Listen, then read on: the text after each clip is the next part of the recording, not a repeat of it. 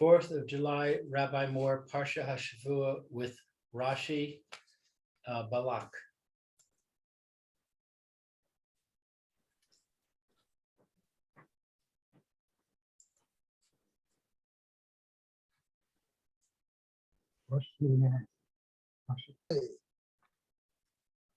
Everybody can see me? Hello, Rabbi Moore. How are you? I can Oops. see you and I can hear you. Can you hear me? Can you hear me? Now I can. I've got to turn my speaker on. Okay.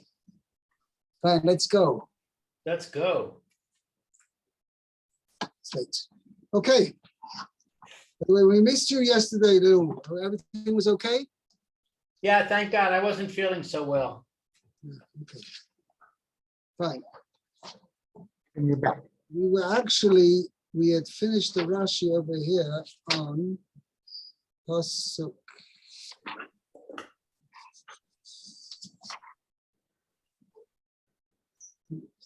No, we were in the middle of the Rashi on Pasuk Hey.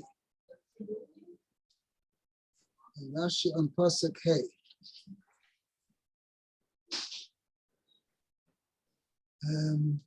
I think you were in the middle, right? Yes, we got up to Likro low. Right. It's just an interesting point, which the previous Rashi, maybe just go over the Rashi, Eretz B'nai Amor. I want to speak about that. Let's see. Okay, Eretz Amor. Okay. So this is the land of his children, of his people. His people. So Rashi says, whose people? No, he sent. The pasuk says that Balak sent for Bilam. And he sent messengers to Bilam, Eretz B'nai Amoy, to the land of the sons of his people. Of his people. So whose And people? it goes right to say Shel Balak. That's the people of Balak. Misham Haya. V'zehaya mitnabei v'omer lo atid atalim loch. Okay, so Misham Haya, from there it was. Came from the same place as Bilam. Oh, okay. V'zehaya mitnabei, and this one was. Prophesied. Oh, he prophesied. Now, the Okay. it's interesting. Rashi seems to avoid wanting to use the word Bilam. The Zeh, meaning this one, Bilam, Hayamisnaber, Va'omeloi. Omer lo atid atalim lo. In the future, you will rule. Okay. The im tomar, and if you say, mitnei ma. Hishra Hakadosh Baruch Hu Shechinato. Okay, Mitnei. Why? Why? Mitnei ma. No, it's the two words together. Oh, Mitnei ma is why? Okay. Yeah, because of what? Because of what? Okay. It's Hashem. Hishra, he put his Shekhinah, I guess, on them. Okay. Because in order to have prophecy, oh, you need the Shekhinah. right? I mean, it's because basically it's a communication from HaKadosh Baruch Hu. Whereas the HaKadosh Baruch Hu, Yochel communicates directly with the prophet. He tells him whatever the message is. Okay, it says Al Goy Rasha. Okay, on an evil nation, I guess. No, Goy meaning here an evil non-Jew. Right. Okay. It's interesting why the term, you call a Goy. Why is he called Goy? Means nation. Right. One of the nations.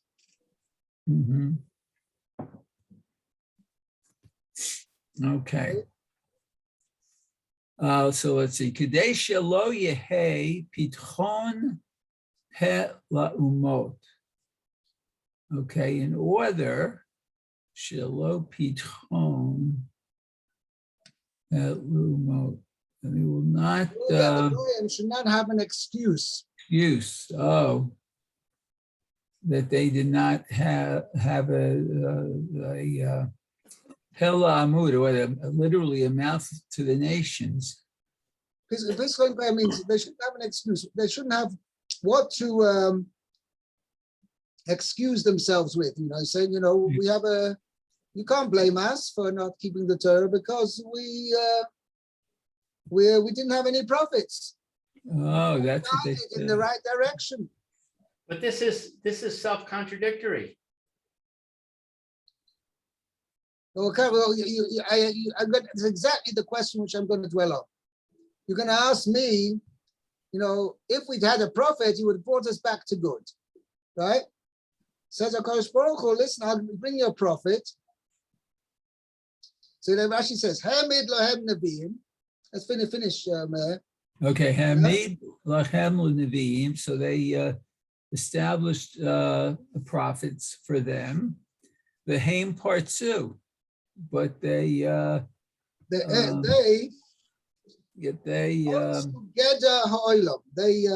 breached the fence of the world. Which means the accepted norms, accepted morals. All right? Right. Which have been accepted till now, they broke down those morals.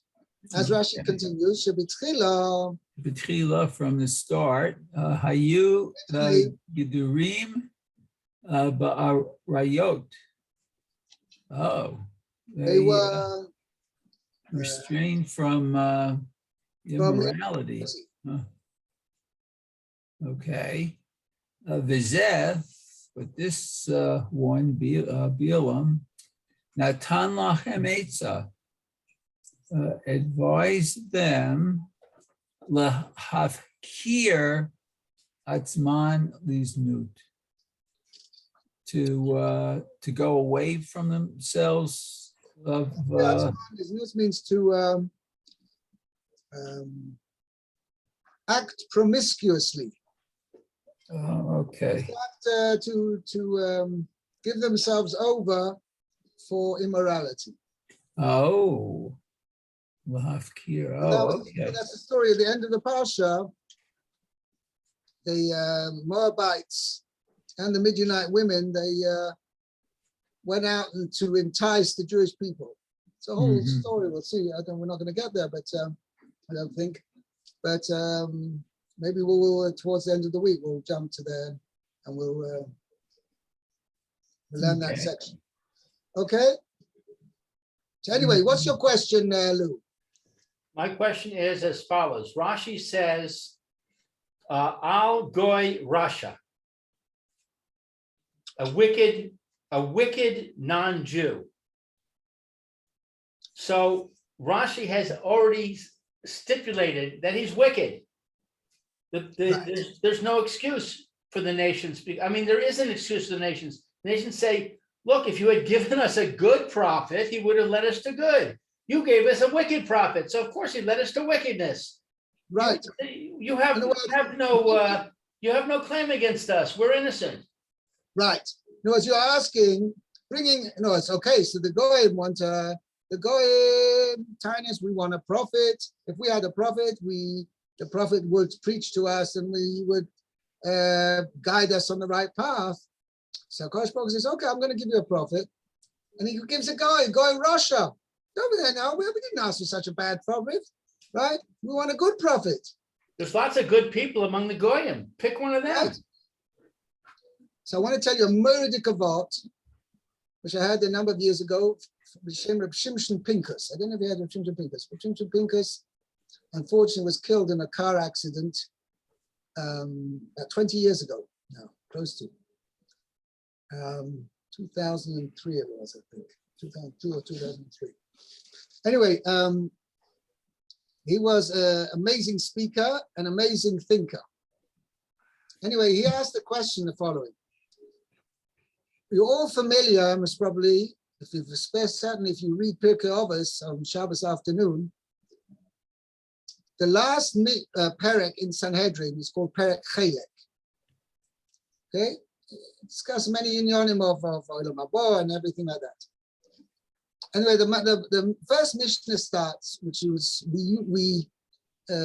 part of that Mishnah we say as an introduction to every week to Pirkei Avos. Kol Yisrael yesh lehem chelek le'olam haba. Every person among Klal Yisrael has a portion in the world to come.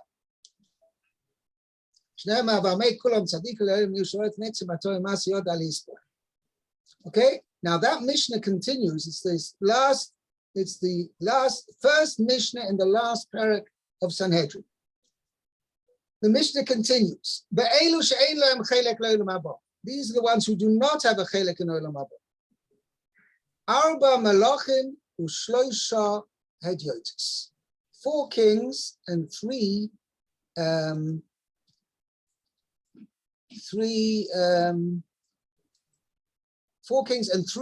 ordinary people.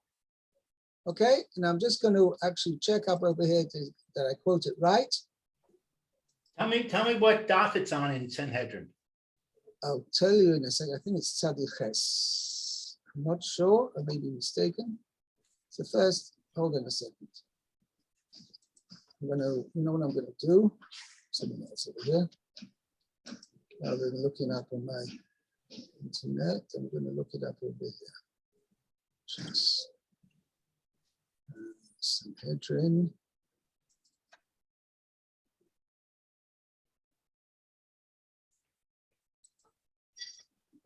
I'm going to look it up over here.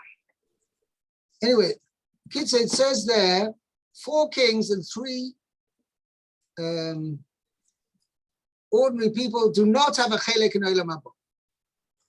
Okay, now one of the people of the 3 Hadyotis who are mentioned there is Balak. So ask Reb Shimshon Pinkas, 1 second. The Mishnah starts, Kol Yisrael yesh lehem chelek Olam Haba.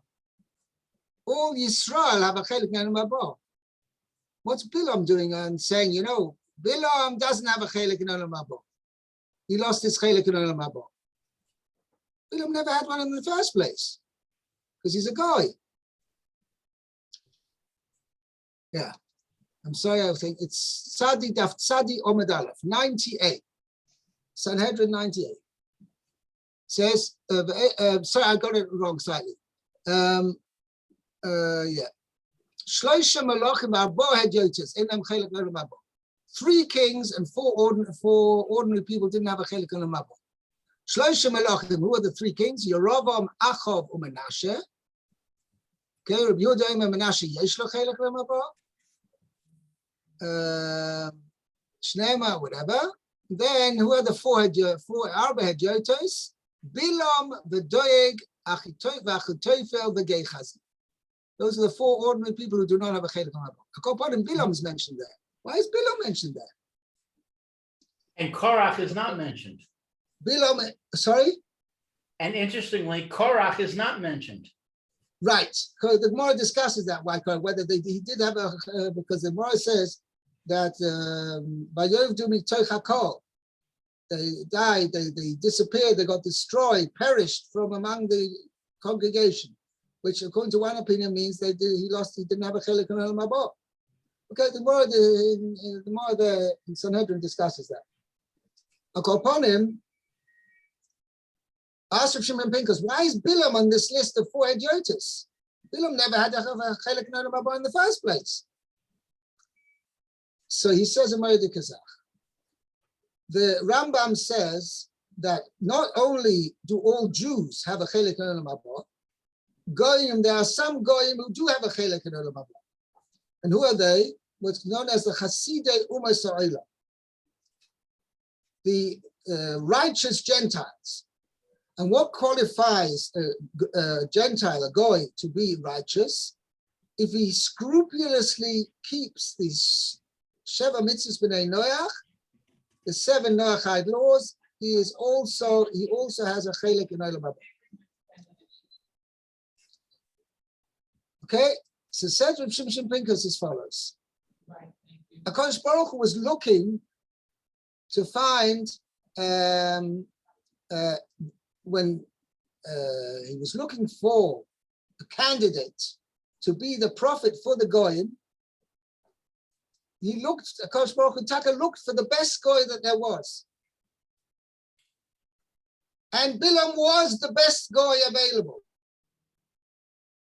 He was Mechasidu U'Mesa'ilo.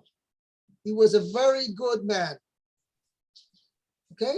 As best, shall we say, as best as a Goy can be. So Akash Baruch says, okay, Bilam, you're going to be a prophet. But what happened, and this is exactly the point which Akash Baruch Hu wanted to prove. In order to become a prophet, it wasn't just Akash Baruch Hu chose the best person among the Jewish people. Because nowadays we're not on the level of prophecy. Nobody can reach the level of prophecy nowadays. Why not? It's because in order for a person to reach the level of prophecy, a person has to undergo very careful and fine character refinement. He has to almost entirely abstain, or to keep to the minimum, his connection to the pleasures of this world. He eats the minimum. He has a connection, other connections with his wife, whatever, as minimal as possible. And his connection to HaKadosh Baruch Hu, he elevates and strengthens his connection to HaKadosh Baruch Hu by abstaining from as little as possible as connection in this world, number one, and also by refining his character to the utmost. This is possible only by somebody, by a Jew who has the Torah, and the Torah guides him in this path of how to minimize his connection with this world and to refine his character to the utmost. A Goy who doesn't have the Torah cannot reach that level of abstention from this world and character refinement, which is necessary for, should we say, to be naturally reach the level of prophecy. Whereas prophecy has to be given to a Goy as a gift, not because he actually, through his character refinement, he can actually earn the level of prophecy. So even though Bilam was a very good Goy, he was given prophecy as a gift. And that was his undoing, says Shimshon Pinkus. When a person is given a level of connection with HaKadosh Baruch Hu, or something which is way betzim his Baba's real level, there's a tremendous danger that it's going to get to his head. And it's going to be his undoing for the fact he has this level of prophecy. And that's indeed what happened to Bilam. Because he really wasn't, as far as the level of his character was concerned, albeit he was a good guy, but his level of character was not on the level of prophecy, and he was given prophecy as a gift. That power that he had to connect to HaKadosh Baruch Hu, which was really beyond his level of character, that blew it for him. That totally ruined his character. Means he was like saying, wow, I'm on the level to connect with God. And he hadn't refined his character to be on such a level. That completely thing. He became about Gaiva, about Taiva. He had an Ayin Ra. All his good traits, which were, albeit were good traits, but were purely developed on a very limited level, because he hadn't worked on his character. Most of what he had was, should we say, through natural tendency to be a good person. Therefore, when he was now faced with a test of Gaiva, Taiva, and what was the third thing? Kino v'Taiva v'Kovod. Those three things, which are the main danger, should we say, fields of testing, which a person is tested with. The main three tests of a person's character are Kino, Taiva, and Kovod. Right? So when it came to it, and he hadn't worked on himself to refine himself, the power that he had became his undoing, that ruined him, and that totally turned his character to the negative. And this is exactly the point which HaKadosh Baruch Hu wanted to prove. You nations cannot come to me and say, well, I want a prophet. Because if you're going to get a prophet as a gift, the power of prophecy is going to be his undoing. And it's going to totally ruin his character. And rather than this prophet guiding you on the good path, the power of prophecy is going to mess him up. And on the contrary, is now going to guide you on the bad path. It's a tremendous chiddush of Reb Shimshon Pincus, but it has a gewaldige pshat over here. That the power of prophecy which Bilam had ruined his character, and it was his undoing. And therefore, as a result of that, that was Kilu HaKadosh Baruch Hu's answer to the nations. You nations, having a prophet is not going to do you any good, because the power of prophecy which your prophet will have will be his undoing. Okay? So the nations can come back and say, it's not fair. You stacked the deck against us, Hashem. In what way? Because you just established that only with the Torah can the prophet survive.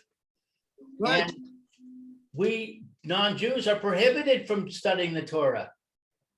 So you've basically prevented us from being able to do what we want to do. You answer me that question itself. Did that Goyim have an opportunity to get the Torah or not? Yes. They did. And they said, well, we want it on conditions. We're not going to accept it. How should you call it? Not unilaterally is the right word. We're not unconditionally. We want to know. We're going to pick and choose. What we like, we'll accept. What we don't like, we won't accept. And that was the major difference between them and the Jews. The Jews have said, no, Nasiv and Ishma, Kosh Baruch Hu, whatever you tell us, we're going to do. We're going to accept it unconditionally. And Gufa, Only because after Hashem held the mountain over our head and told us, well, I'm going to kill you if you don't accept it. well, we'll see about that. That is a discussion. If that with the nations, they would have also accepted it. So that is only after Klal Yisrael had said Nasiv and Ishma. In fact, Tosfos in Shabbos asked the question, what do you mean Klal Yisrael were forced into accepting the Torah? I mean, they said Nasiv and Ishma. So in fact, I'll refer you to the Tosfos in Shabbos. 1 second.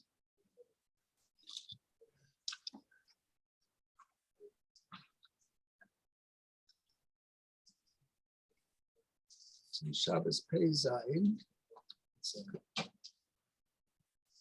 See if I can find it.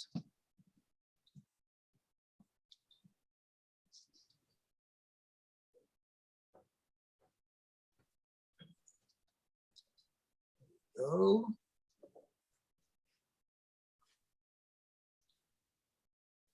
Kofa Aleim HaKadigis. It's Pei Zayin Amid Aleph. Right. Very good. Where is it?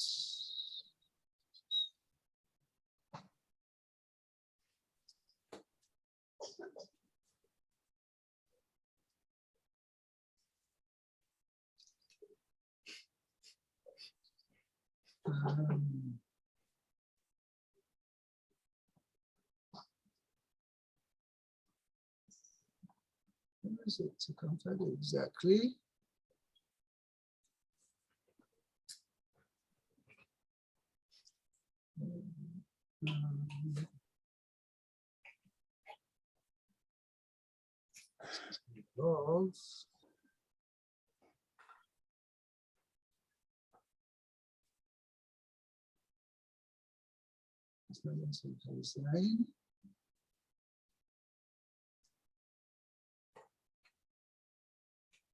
One second, I'm going to find it.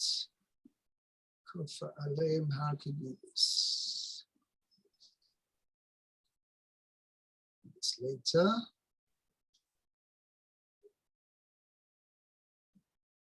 Okay. No, here, Pei Ches Amud Aleph. Pei Ches. 88a.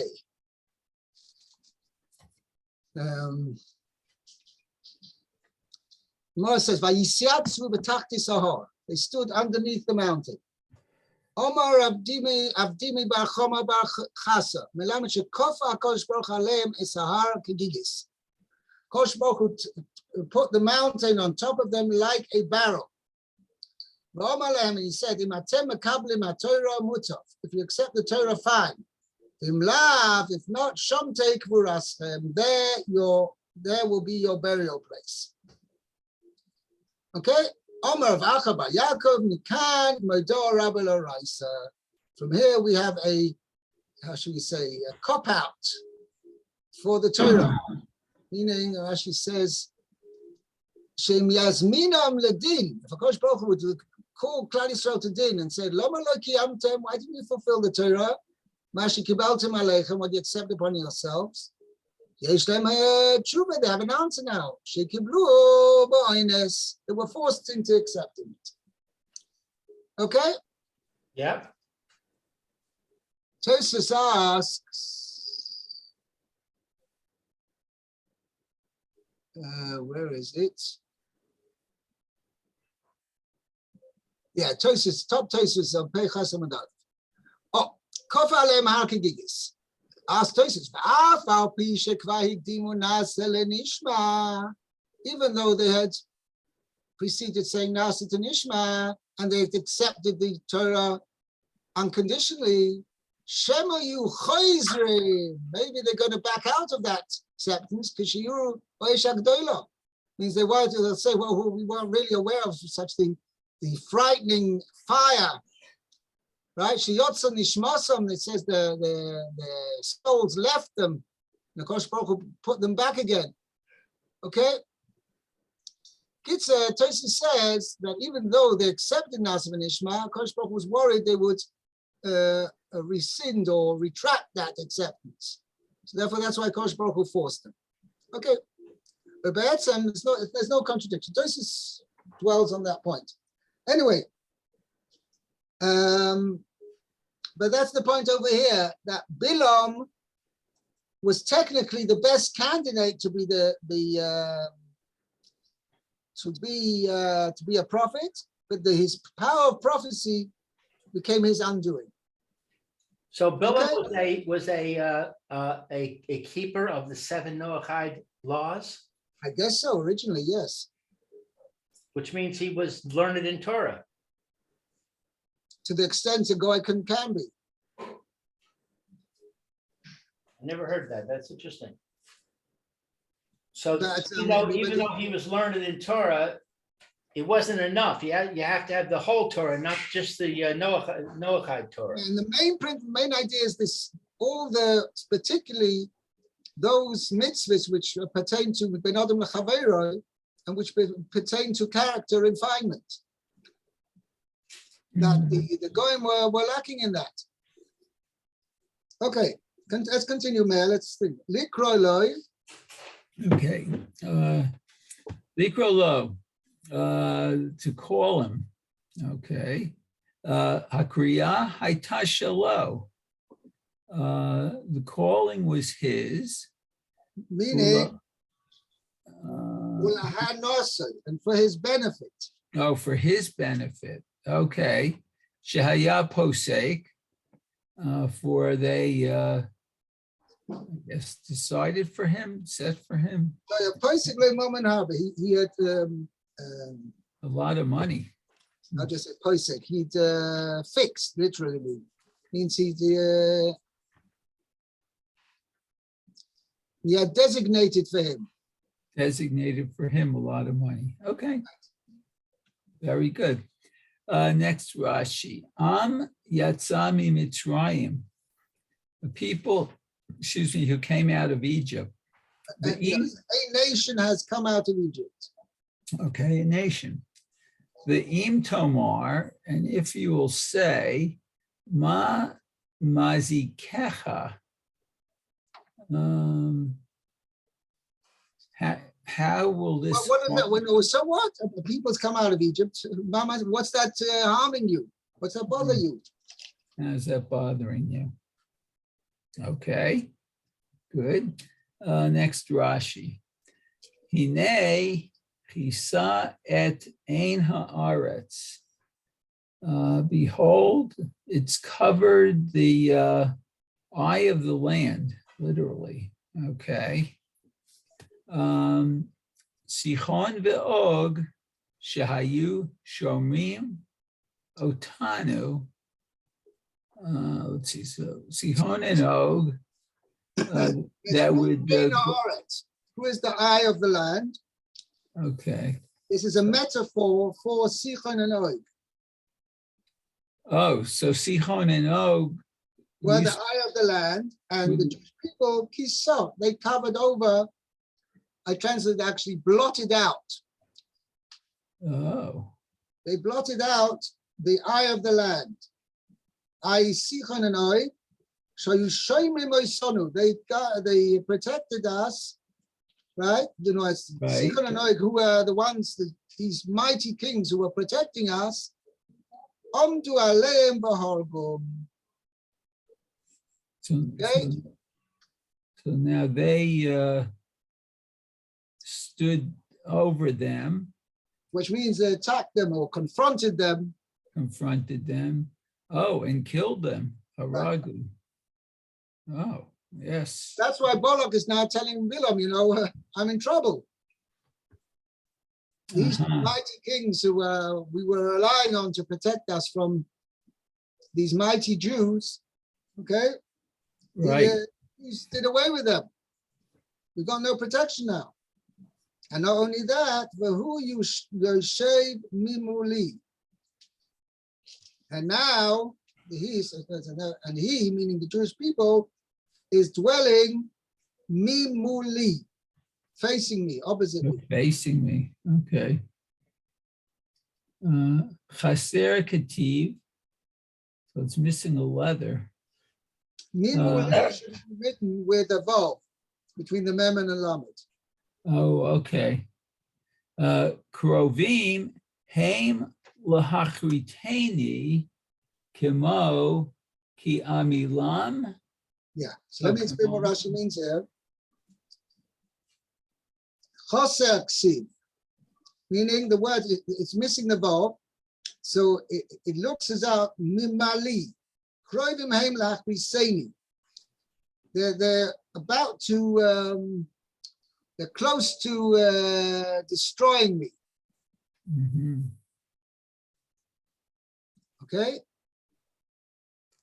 And whereas you see mamali means that ki amilam, Shem Hashem ki amilam. You say it in Hallel. You say it 3 times. After Hoidu, what's it say there? Shem